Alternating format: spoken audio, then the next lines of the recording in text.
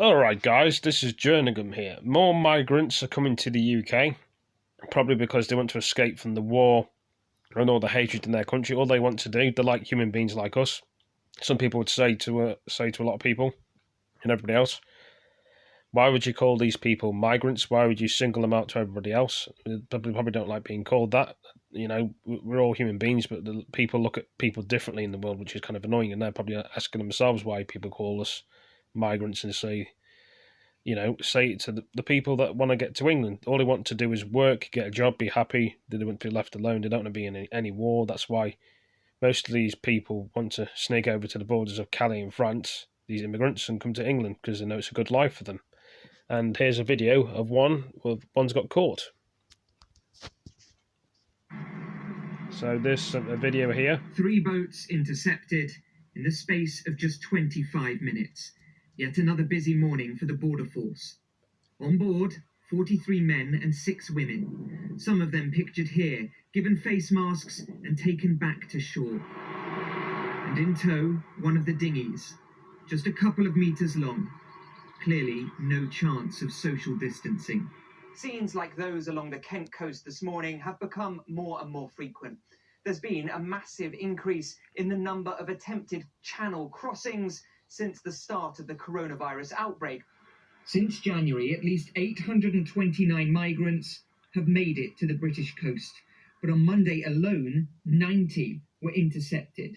And the number arrested in France planning to cross the channel has risen by 3 times since this time last year. It is concerning. I mean, it does affect the staff employed locally at the borders. It's of a concern to the residents. And of course, there's a danger element that the migrants are taking. I mean, it's extremely dangerous to try and cross. It's like walking blindfolded across the M25. So there's dangers all the way around in this. But we are seeing unprecedented numbers, and the reality is they're not going to go down. It's also led to concerns about whether those coming could be carrying the virus and could spread it to others. The government has confirmed that those who are intercepted won't be tested, but will be monitored for symptoms. On the other side, in Calais, coronavirus is having a dramatic impact on the migrant camps. The place they live is very overcrowded and there's a lack of sanitation, so obviously the fear from the virus is quite high. But even more than that, the virus has meant that a lot of NGOs have pulled out and the government has cut back its services. So there are food and water shortages, essential services like phone charging and medical help have really disappeared. The government say they are working day and night to break up the gangs bringing over the migrants. The journey has always been fraught with danger. Now there's the added risk of catching and spreading coronavirus too. Sam Holder, Sky News. Interesting. Very interesting. More news again, more news.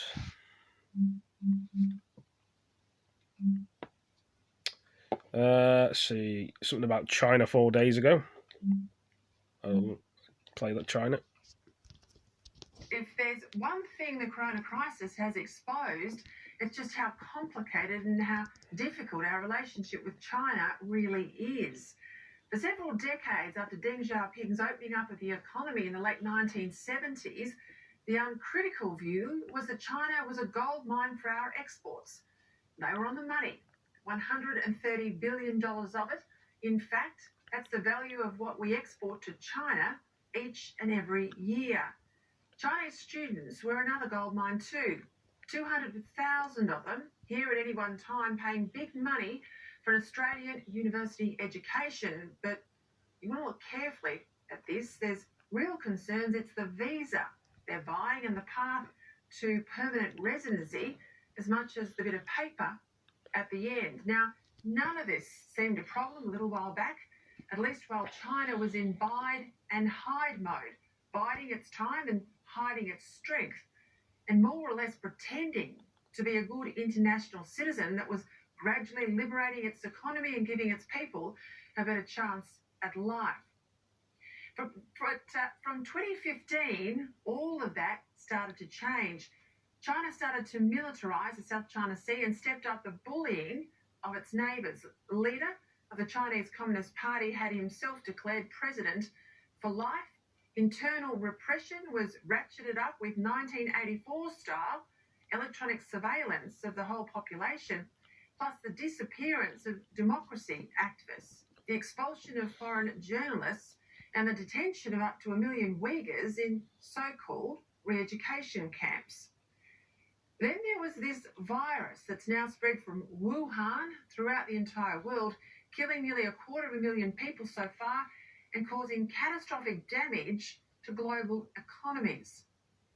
Notoriously, the Chinese doctors who first realised what was going on were arrested for spreading false rumours. China was culpably slow to admit human-to-human transmission, and the China-dominated World Health Organization kept congratulating China for its transparency, despite a very obvious cover-up. That's why the Prime Minister is spot on in his demand for a full international inquiry into the origins of this plague, which has caused so much damage.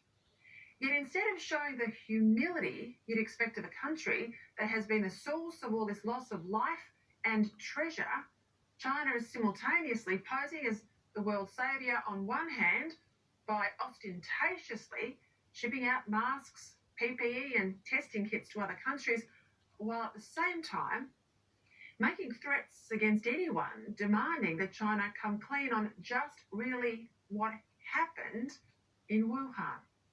Ridiculously, Chinese Foreign Ministry spokesmen have even tried to blame this whole corona crisis on the US military.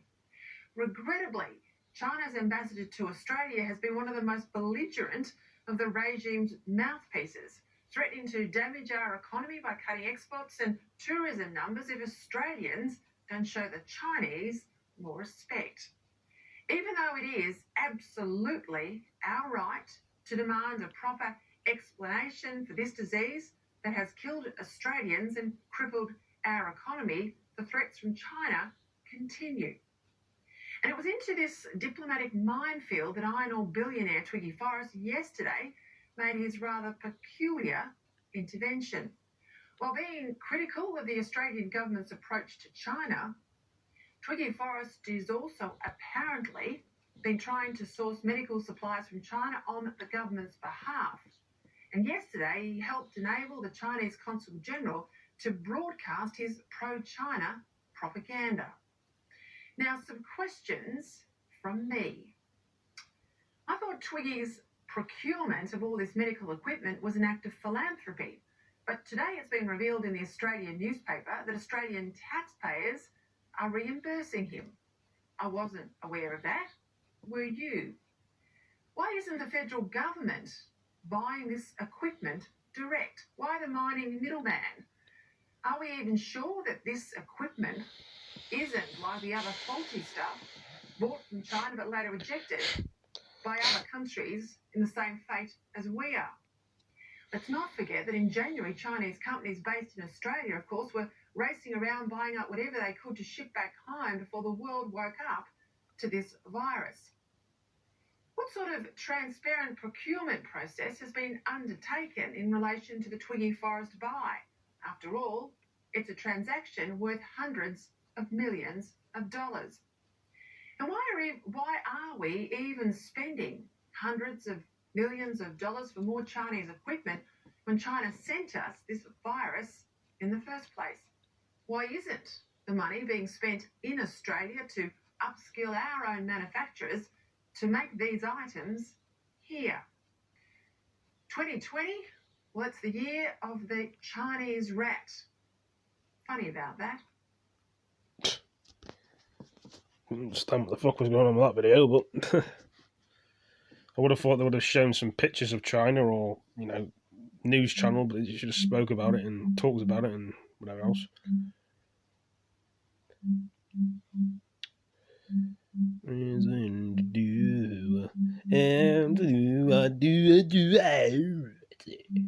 You're going to be carried away there now, I suppose. And wants to work with allies, including China. But it's unclear if Beijing feels the same.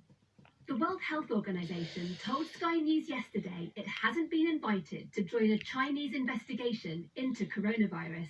And the WHO's representative in China also says he's not yet seen logs from a key laboratory. We have visited the provincial CDC lab, but it's not the biosafety level 4 lab that people have been talking about. But the visit was not, it was part of our Wuhan visit, but it was more a look at the facilities as opposed to an investigation of the logs, for example. This is the Wuhan Institute of Virology. US and European intelligence agencies are looking at whether the pandemic may have been triggered by an accidental leak. The Institute's been carrying out research on coronaviruses in bats. It has the highest level of international bioresearch safety, level 4. But US officials reportedly issued warnings about inadequate safety after visiting in 2018. How likely is it that this virus escaped by accident from a laboratory in Wuhan? Viruses and other microbiological items have gone missing from level 4 laboratories in the US and other first world countries. So it's not beyond the bounds of possibility. China rejects claims any laboratory was at fault. It also says it's been open and transparent. But Washington's threatening new tariffs as anger mounts. Deborah Haynes, Sky News. I'm going to try and find another video to put on. Let's see here. It's going to be a long day filming. I know. Right. New. So I'm just talking to myself there, guys. Thinking about what else to put on. I was getting a bit carried away there.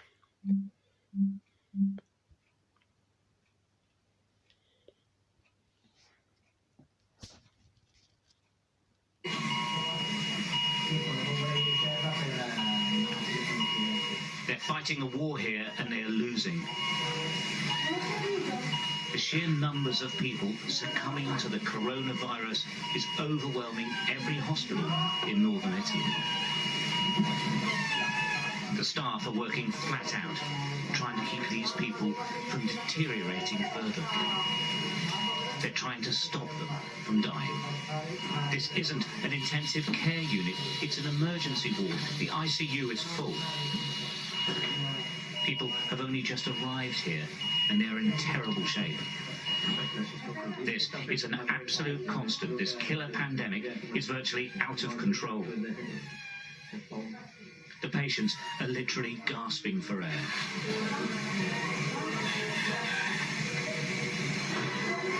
The plastic bubbles the staff struggle to communicate through attempt to equalize the air pressure in the lungs.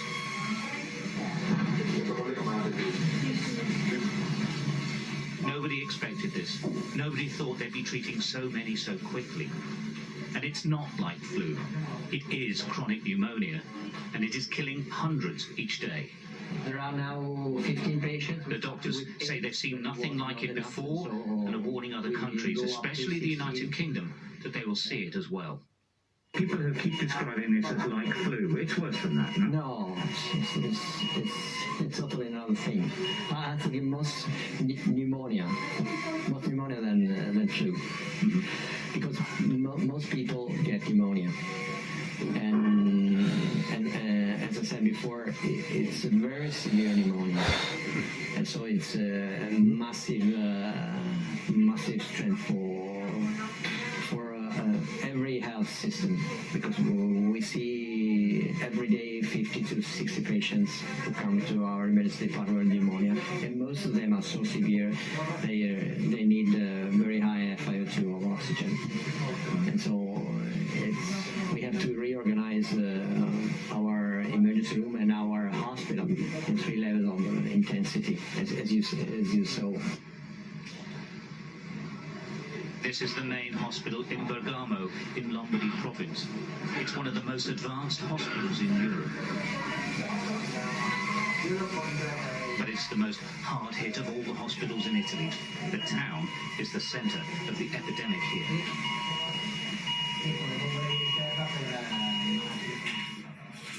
This isn't a ward, this is a waiting room. Wherever you go, people are on gurneys, in corridors, in meeting rooms, they're everywhere. All the medical staff urge other nations to see what's happening and lock their nations down right now or face this.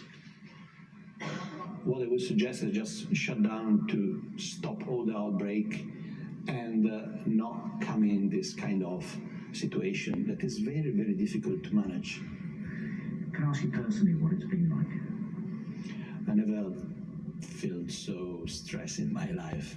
I'm an intensivist and I'm quite used to, intense moment and choices and people are critical and will die without any, treatment, and you make the difference. But when you arrive at this point, you realize that you are not enough. And maybe we are 100 anesthetists here. We are doing our best, but maybe it's not enough. We are performing the test for the nasal swab to detect coronavirus. The problem facing health services across the world is that when the infection curve goes up, it rockets. And all the resources, all the testing, all the supplies are used up instantly.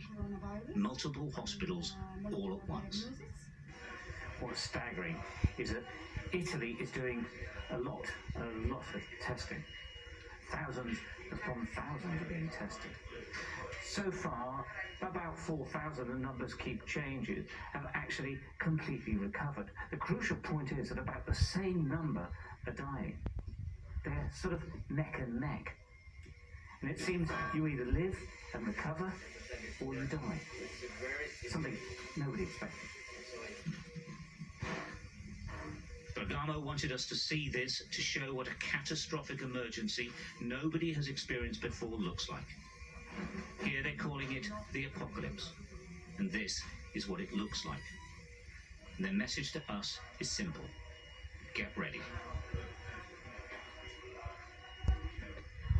Well, it's getting worse and worse at the minute with this coronavirus.